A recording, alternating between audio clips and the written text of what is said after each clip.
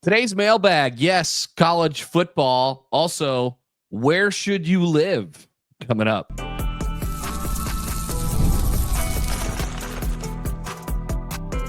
You are Locked On Nebraska, your daily Nebraska Cornhuskers podcast, part of the Locked On Podcast Network, your team every day. Good morning, everyone, and thanks for making Locked On Nebraska your first listen every day. We are free and available wherever you get your podcasts, and we are on YouTube, part of the Locked On Podcast Network, your team every day.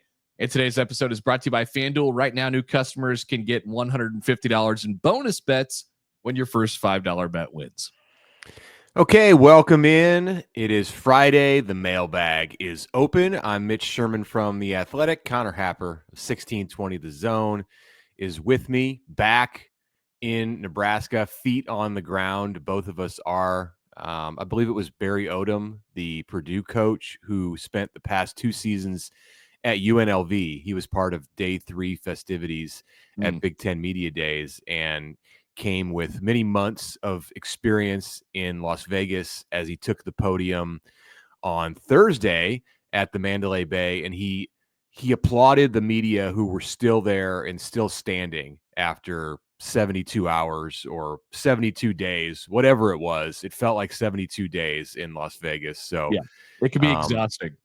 Truer words were not spoken in the Big Ten Media Days event. I made it through, got home about 4 hours ago, sometime in the middle of the night. There were only 50 people on like a 150 person plane last night into Omaha. Nice. Everyone had their own row. I laid down in my row most of the flight. Whoa, good. I can't remember the last time I had that experience. That's nice. Even though you got back in the middle of the night, that's kind of nice. Yeah, if I only had a pillow, it would have been much better. But yeah. I don't know what not a lot of people coming home from Las Vegas on a Thursday night. I guess that's when you go to Vegas generally. Yeah, I suppose. Yeah. Okay, we're going to do a mailbag, and we're going to start with Connor in O'Fallon, Illinois. He says, which freshman, by the way, Nebraska starts practice on Monday morning. Oh my God. Friday right now. So we should probably mention that. Leads to this question. Which freshmen do you expect to burn their red shirts outside of Mozee and Mills because they seem obvious? Also, is Jamarian Parker still around? Haven't heard a peep about him. Other than that, he was kind of dinged up in the spring. Yeah, I think we maybe got a similar question or somehow ended up talking about this a week or two ago, but nobody really stands out aside from those guys. You probably shove aside offensive linemen. Nebraska's pretty deep in that position anyway, but that's just generally like freshman offensive linemen are going to play. Freshman defensive linemen, probably the same thing unless you have like super duper highly recruited guy. Quarterbacks, Nebraska's got 1, 2, and 3 before they get to TJ Lateef, so it's not going on there. So you would probably think about defensive backs, linebackers, and running backs and wide receivers. That's probably where you would go. And Nebraska's, I think they feel pretty good about each of those positions, especially defensive back, where they feels like they got 40 of them before they would get to any freshmen that jump in there. You never know. Mills and Mozee, obviously, but I don't know, Mitch. There's really not anybody that jumps to the front of my head after that. Yeah, there's 2 ways to look at this. One, in the era of college football where you have smaller rosters and the players are getting money to play, you don't look to redshirt a lot of players. Now, offensive and defensive linemen are a different story just for development purposes. But if you can play, you're going to play. Yeah. So I think and it's really been that way under Matt Rhule. Like, he's not shy to put freshmen out there. Scott Frost wasn't that way either. Like in the last 7-8 years, they're much more aggressive than traditionally at Nebraska in throwing freshmen out there. I'll come with a couple of oddballs maybe other than Mills and Mozee. And it's going to be interesting to watch Mozee over the next couple of weeks as he transitions or completes the transition to running back. We went into the spring thinking that one of the linebackers was going to play, and then Dawson Merritt missed the spring with an injury, and Christian Jones was a little banged up at times. I think one of those guys finds a way. Even though Nebraska is strong at linebacker, those players, they haven't taken a step back at all in their abilities. So I think they find a way to get one of those guys on the field. Maybe it's largely in a special teams role, but you'll see freshmen play in special teams roles. So they're more ready when they become sophomores to step in and contend to start. Same thing with Jeremiah Jones, who's a new guy to campus this summer, physically top of the class for sure. And he plays a position that seems to have a lot of pieces, but with Isaiah Mozee moving over to running back, perhaps there's a spot for Jeremiah Jones. Maybe there would have been a spot for Jeremiah Jones anyway, because he does different things than Isaiah Mozee. And then like totally out of the blue here, just watch Malcolm Simpson, the defensive lineman from Hitchcock, Texas. We're going to watch a little bit of practice on Monday morning, and I want to go check him out and see if he's listed at 285 on the new roster that came out, which is 30 pounds heavier than what his recruiting profile says. I'm curious what that 285 looks like. I might change my tune after I see him on Monday morning, but I could also see him being like this year's Keona Davis. Fascinating. Interesting. Yeah, we'll watch out for that one for sure. All right. Let's go to Brian in Boise, Idaho. Hey, guess what? We've never had a mailbag question from the state of Idaho. History happens here. Yeah, here's the latest map. This is last week, before last week's questions. I know we were supposed to have the international map this week, the globe, but obviously it's not here yet. So Nathan, we're patiently waiting. Yeah. All right. Hello, gentlemen. Thank you so much for all that you do. Your talent, insight, and humor are greatly appreciated. You're welcome. Wow. Mailbag question. What is your sense of how Matt Rhule's colleagues view him? He hasn't had many, if any, public interactions or confrontations with other coaches in the league, but most coaches generally respect him. Or is he so neutral that it's an afterthought? Where does Rhule fit in the pecking order for influential voices as coaches in the Big Ten? Good question. Love your coverage. Yeah, it's great coming off Big Ten Media Days too. Yeah, I think he's my sense is that he is broadly liked, right? Yeah. I think Nebraska's previous coach was liked by specific people, and some liked him a lot. Yeah, and some of those people really liked him, but there was also some people who did not like him.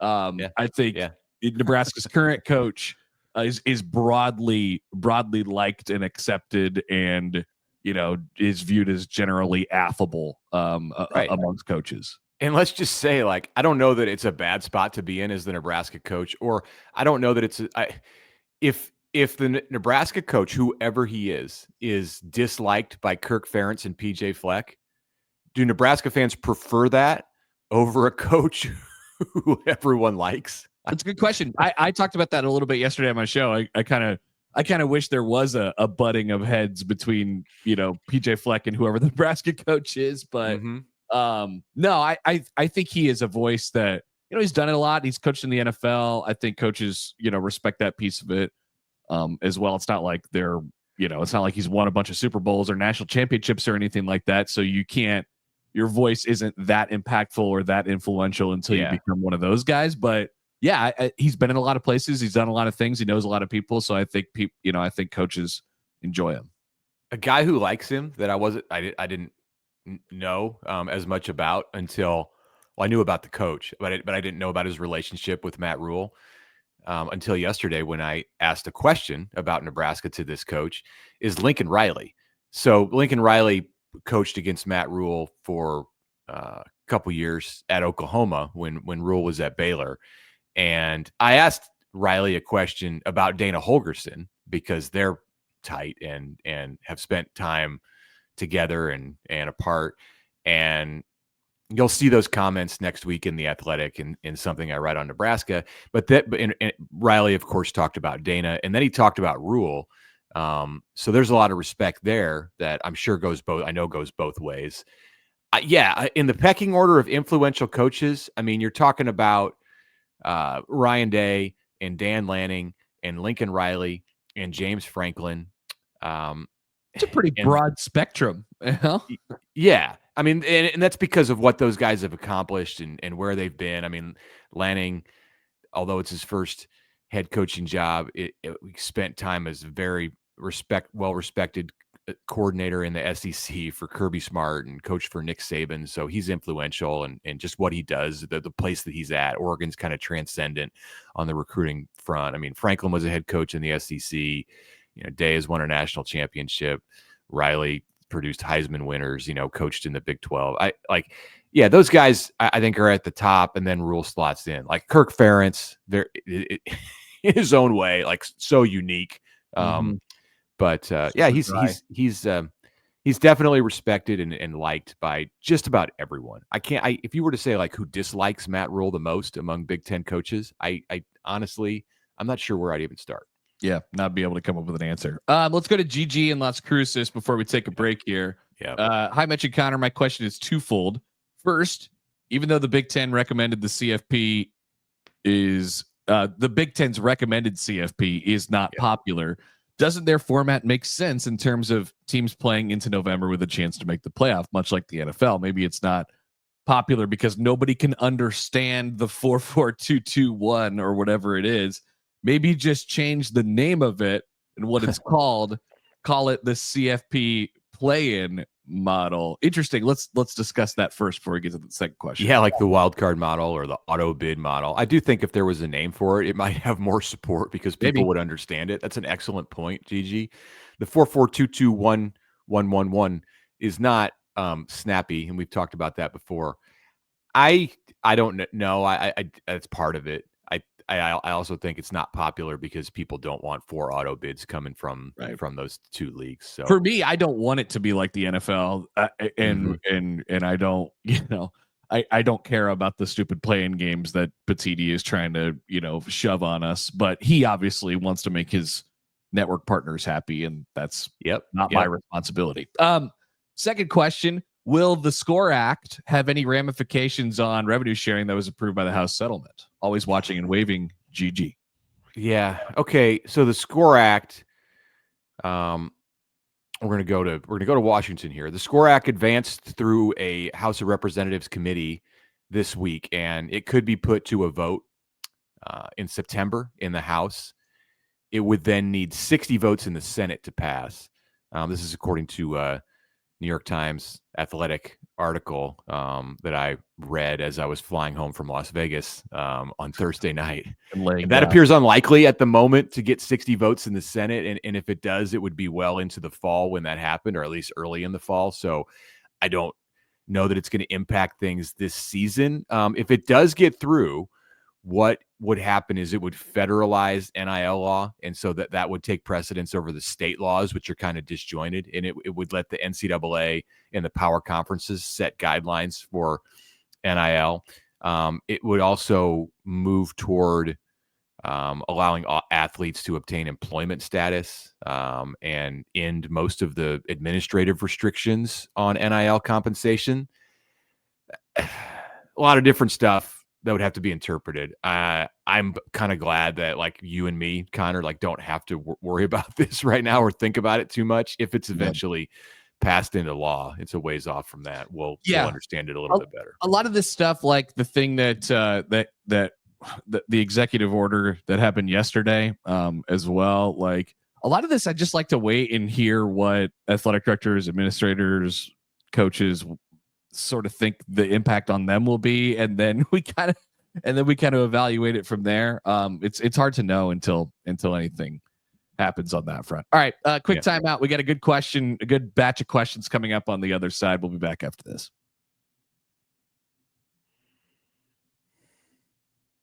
But first, a word from our friends at the FanDuel Sportsbook, where summer sports are in full swing.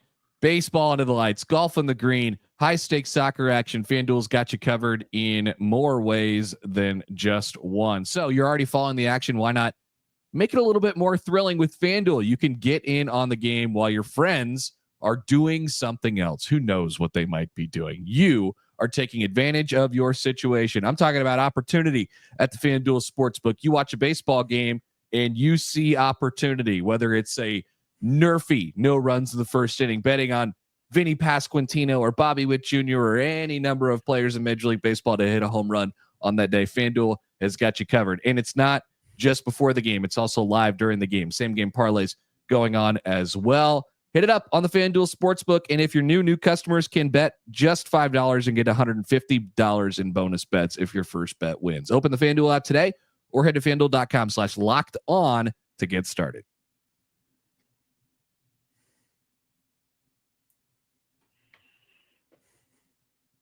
All right, welcome back. Connor Happer, Mitch Sherman with you here on a Friday mailbag. This is a great question from Chad in Derby, Kansas. All right. Depends on your perspective. Some people are going to love this question, and like we'll get more YouTube comments about it. And then some people are going to be like, "Why are you talking about this?" I always say, I love it. It's my favorite question ever. The more specific, the better. I think this is a really specific question, so I think it's good. Yeah. Chad and Derby. Let's have a little fun and talk about a different aspect of football. My wife and I grew up in our area, Utan and Meade, respectively, and left Shout out to shortly Utan and Meade. Graduating high school. We've called Wichita, the Wichita area, home for the last 30 years, Derby, Kansas. But we've made the decision to move back to Nebraska soon. We have two houses that we're looking at. There's one in Elkhorn around 192nd and Blondo. And then there's one in Gretna and around Grunther and 216th Street. Which of those is going to be a better house from a football perspective? Which location wise, yeah. We don't know about these houses. Can you say? We need like the Zillow listings for the house, and we'll help you more. We go find it. I'm all up in Zillow, by the way. Shout out to Zillow. So which Husker game day, which has better Husker game day viewing options, which has more clothing stores around it to build the wardrobe back up, which has better high school football games around it. Okay. All right. And let's see, our two daughters both attend K-State in Kansas State has become our secondary team we like to root for. So which neighborhood is less likely to egg our new home when we hang the K-State flag out on Saturdays when Nebraska has bye weekends? This is a great question. All right. Don't hang the K-State flag. Like, retire the K-State flag. You're going to get that's specifically about the neighbors that you have. And I don't know like what street you're going to live on. And even if I did, I wouldn't be able to tell you. I think Nebraska people are nice, but like where it maybe crosses the line is if you hang a K-State, Texas, Iowa, Colorado flag. I don't think outside there of your will house. be eggs coming. No. Maybe some looks, you know. We have neighbors 2-3 houses down the hill that have a K-State flag. They're from Kansas, and you know, people just hold their nose when they walk by the house. Nice. Yeah. Okay, I want to start. We won't spend we could do the whole show on this question, but I just want to start with the high school football thing, because so you're not asking about like where you're going to send kids to school, which to play high school football or attend school, which would be a completely different direction with the question. You just want to know if it's better to live in Elkhorn or Gretna and watch high school football. And I will say that they both present good options. If you're in Gretna, which is full disclosure, where I live, this house. I was going to say, Mitch, you're a Gretna honk. I mean, you can't this house, I don't care. This house is like 2-3 miles to the west of where I'm at. Grunther is just like an extension of Highway 370. So if you make it through the light out there, that the intersection at 204th, like you'll just head into that neighborhood that Chad's talking about. So you don't have to, you could be like, you got two teams, Gretna and Gretna East. They play in Class B. East is on the rise. Gretna is trying to get back to where it was a few years ago. The edge might be in Elkhorn on this one, because Elkhorn's got Class A football and Class B football, and you got 3 high schools, and same as in Gretna, they all play at the same spot. So you're going to be close to the stadium that your little town plays in. And honestly, like, as much as it pains me to say, like you might have more options and be able to see better players come through Elkhorn, because Elkhorn South, you know, in any given year could play West Side, could play Millard South, could play, you know, Omaha Central, and you're not going to get those teams right now, like in this year. A couple years down the road, yes, but you're not going to get those teams right now coming through Gretna. Okay, so a lot going on here. 192nd Blondo and Elkhorn. It's not it's kind of Elkhorn-ish, right? You're closest to Elkhorn High, but you're like a less than a 10-minute drive away from Elkhorn South and Elkhorn North. And they all play at Elkhorn High. They all play at Elkhorn High. So right. So you're there. As far as game day experiences, now if you are going to Lincoln for Saturdays in the fall, if you're planning, if you are where huge advantage.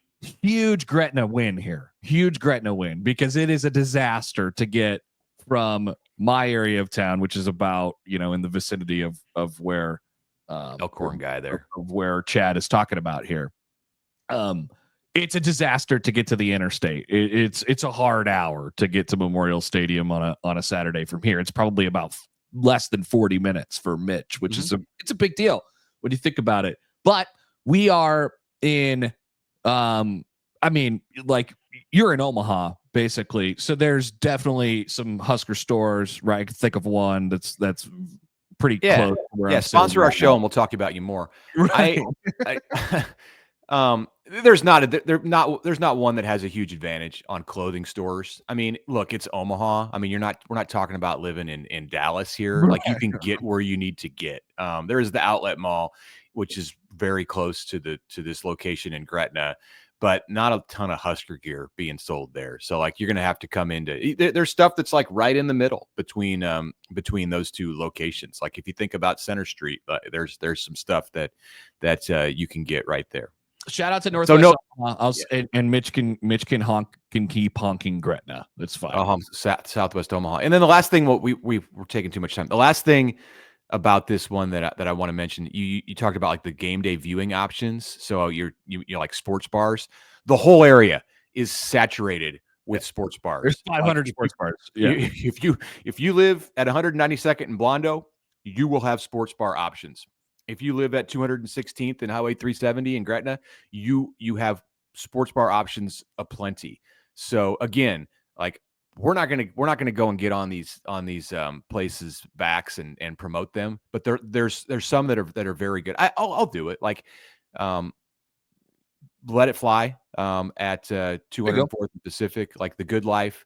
You have options in both towns for those, or both areas for those. Like, that's all gonna come in handy on game day. There's also some more like divey stuff too, if you're into that type of deal. So there's plenty of options on that front. Shout out to the Lighthouse, my neighborhood bar. You're not super close to that if you pick the Gretna option, but you can watch the game there. Thank you for that question. We could have spent an entire podcast on it. Scott in Windsor, Ontario. He says, I noticed during Tony Petitti's opening address at Big Ten Media Days, he used the term A4 several times when referring to the Big Ten, SEC, ACC, and Big 12. Like they were all in the same group, club, or at the same level. Yet he kept on promoting his 4-4-2-2-1 model, which infers that the ACC and the Big 12 are not at the same level as his conference and the SEC conference. Did you notice this? Yes.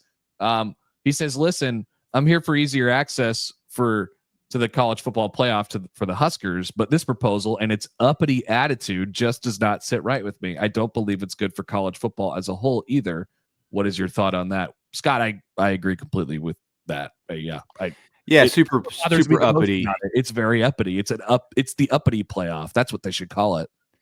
Yeah, and that's fine. It just is what it is. Like the Big Ten, they can kind of, in the SEC too. I mean, we saw Greg Sankey, the SEC commissioner, yesterday on social media, like making fun of how the Big Ten is not like calling out the SEC by name, but also it is calling them out, like that other conference or whatever. They're all having fun with this argument thing, and maybe Tony Petitti's not having fun. Maybe that's just he believes the Big Ten competes at a higher level, and it's an argument that you could make. They're not the MAC, which has no auto bids. So the A4, is he saying A4 or P4? Auto, A4, like auto 4, autonomous 4, I believe. The autonomous 4, yeah, you're right. Right, and there are the autonomous 4. And they're also the automatic 4. So even though if you're the Big 12 or ACC, you're still getting 2 bids. You should be happy with your 2 bids and take them. Don't complain. So that's kind of how Tony Petitti would answer that. Yeah. I think in my mind, we would. They're separate. You're better. We're giving you more than we're giving the Mountain West. So be happy and like it. All right. Should we break here, or should we do one more? Let's do this one quick, and then we'll have a longer final segment. Greg and Broken Arrow. Let's see. Broken Arrow, Oklahoma. Hi, fellas. This is very early. But how this season turns out has a lot to do with who the staff will be next year. Can we afford to give Satterfield $1 million? Does the combined performance of Nelson, Lindenmeyer, and Harburg save his job, or does Jalen Gramstad take over as the GA for tight ends? Is it too early to talk about this? It's just too early to say that Jalen Gramstad's going to be coaching the tight ends. They can afford to do anything they want, for the record. They have a lot of money. Don't forget about Mark Way in that tight end group. I'm high on the tight ends right now. I feel like that foursome is pretty unique that Nebraska has, if they can all be ready to go and contributing. And that's up to Satterfield. Like, if he gets those guys ready to go, like, he may be the surprise, like, assistant coach of the year if Nebraska has a huge jump with its tight end group. They're not going to pay him the way they're paying him still, as the former offensive coordinator, if he's with Nebraska beyond the 2025 season. But if things are still working well, that he would be well paid. Take a pay cut, but would be well paid. So we're not pushing him out the door by any stretch. I think he's a good assistant coach, and like, tight ends look very promising this season. Agreed. All right, quick timeout. Let's get through a few more questions from you on a Friday mailbag coming up next.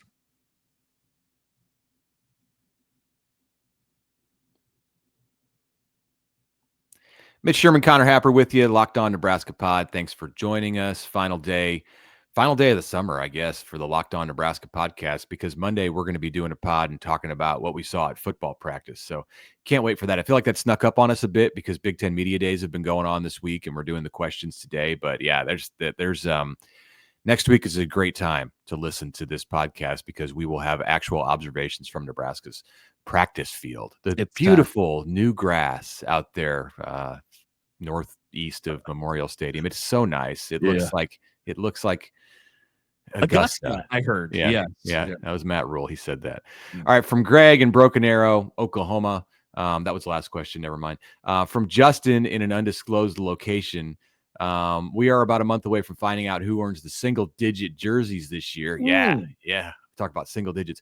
When I first heard about this tradition, I thought it was weird and didn't make much sense. But now anytime I watch a football game and sometimes other sporting events, I see a single digit player and my brain makes me think they must be a leader or a stud. Wow. So I guess Rhule's mind trick works. Brainwashed. Yes. I assume you could do a whole episode related to single digit predictions. Maybe we will. So you don't have to get into it now, but who are your sleeper single digit players? Oh my goodness. We also asked about Dylan and if he's going to get a single digit. And my guess would be Dylan. I think he wants to keep 15. Yeah, he might get elected, but he would probably decline, which that will probably create some sort of discussion. Put that on the calendar for about 2 weeks from now. That'll come up. Yeah, he'll get picked. Yeah. I mean, but like, unless no, he's going to keep 15. Yeah. I think. Yeah. My guess. That's my guess. Maybe he'll surprise. A single digit number guy. Who'd you say? Dane Key. I think Dane Key. Yeah, I think Dane Key is a strong candidate there. And then they've had an offensive lineman or two over the last couple of years, but then they can't. Honorary. Right? Yeah. So, maybe Harburg. I could see it going to Heinrich Harburg. And I do think like the nature of Emmett Johnson, possibly.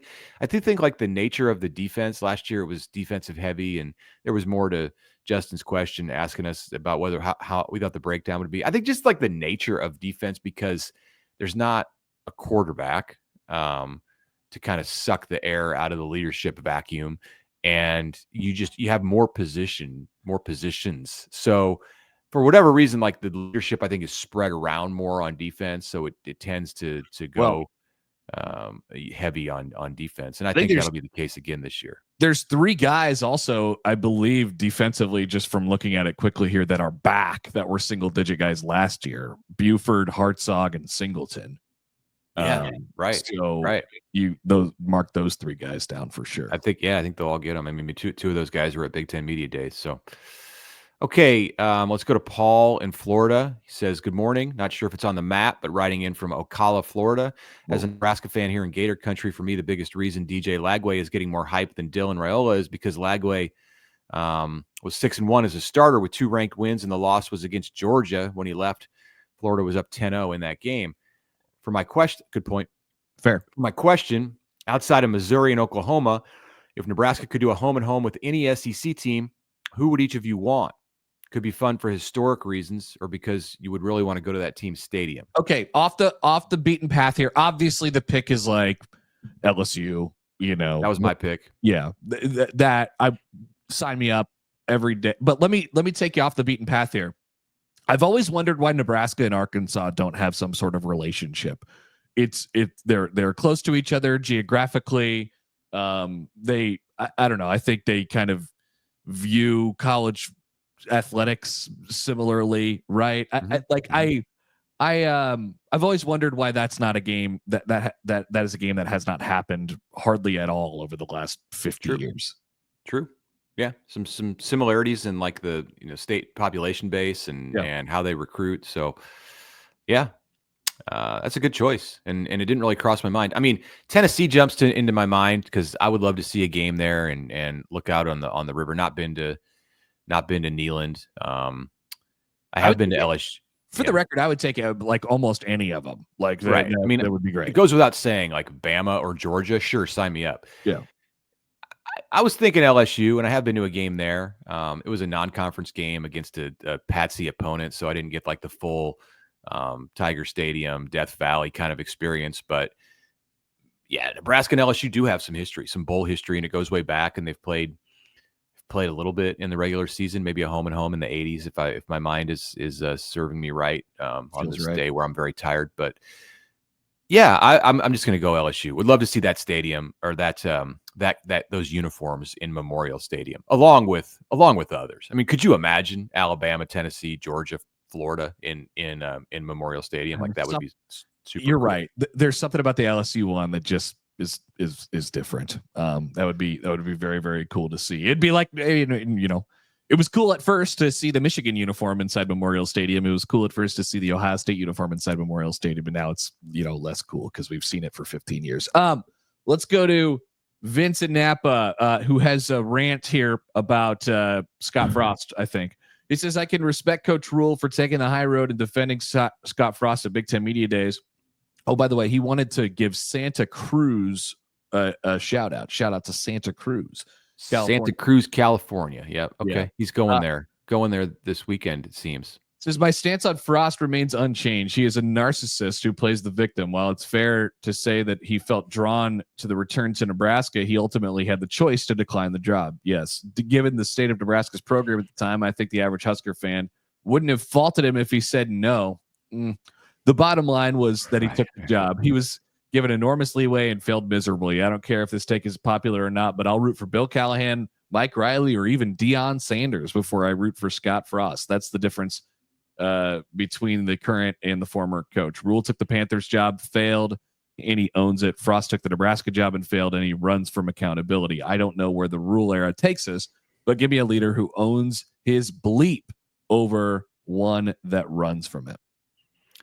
Yeah, the only thing I take issue with here, or the thing I would take issue most with here, is that Vince doesn't believe that the average Husker fan would have faulted Scott Frost if he had said no back in late 2017. That would have been, there would have been a meltdown if that had happened. And Bill Moose had been turned down and then had to go in a different direction, like hiring Justin Fuente from Virginia Tech or something like. He could have gone after Lane Kiffin.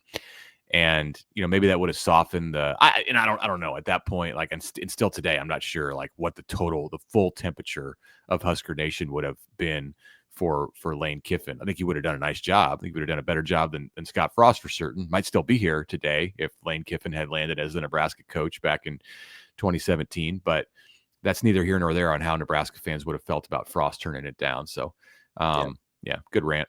Yeah. Wouldn't have looked good. I understand the frustration with Frost, that's for sure. Yeah. I can do this one here. There's a lot in this.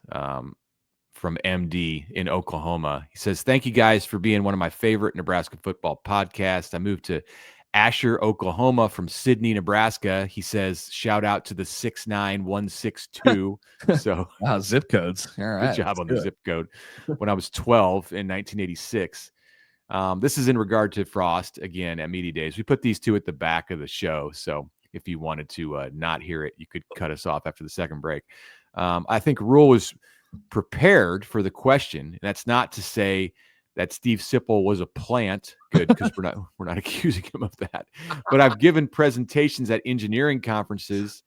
Well, one, says MD. And because I knew the subject I was presenting on, I had some responses in the can to make my time in front of people mean something.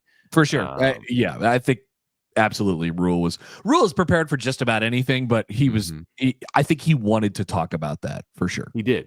Yeah. He definitely did want to talk about it. Yeah, yep. He had an answer planned out. And then to finish from MD, he's talking about getting questions from OU fans about how many games Nebraska will win this year. And his favorite thing to say, MD's, is let them play the first one and then I'll tell you, and then let's play the next one.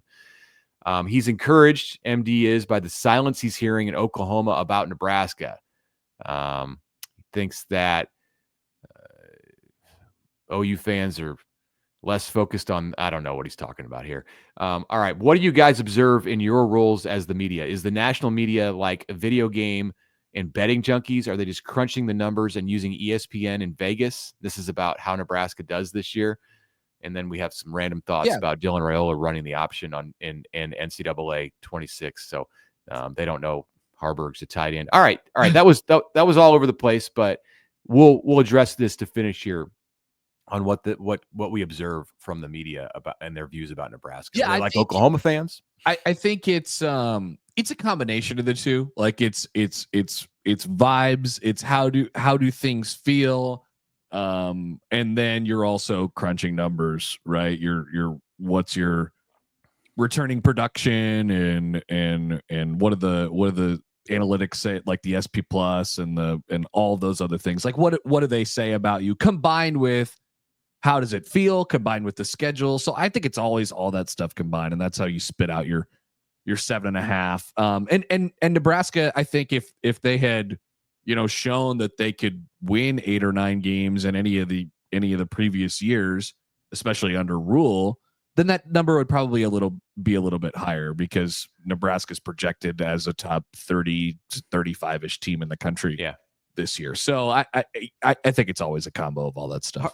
The hard thing about answering the question on national media is it's not like it's one person. Like there are a lot of different personalities. There are different people, and I was around a lot of those people this week, and had many conversations. And some of them are very diligent in how they study Nebraska, like they are with any team. And they've looked at numbers and they've looked at trends and they've done interviews and talked to coaches and people. And I think you tend to find that those media types are high on Nebraska making a jump in year 3 under Matt Rhule. And then there are others out there who just, with the way that they cover the sport, they scratch the surface and they're not looking at that. And they're just like, Nebraska, they haven't been relevant in 20 years. Like, I don't care. I don't want to hear from them. I'll listen when they start winning big football games. So you have both of those views. There are probably more at this point in the first category who are paying attention to Nebraska than what I've seen in any of the last, like, anytime since like really early in the Frost years. Like the second year under Frost, a lot of people were talking about him. Right. All right. Appreciate you guys asking questions today. Good full bag, and we'll do it again next week. So continue to send those in. Hope you enjoy your. We'll be open. Yes, it's open, baby. Open for business. Hopefully enjoy your weekend, and we'll talk to you when camp opens on Monday. Thanks for making Locked On Nebraska your first listen today. For your second listen, you can check out The Portal Show with Brian Smith and find that on YouTube or wherever you get your podcasts.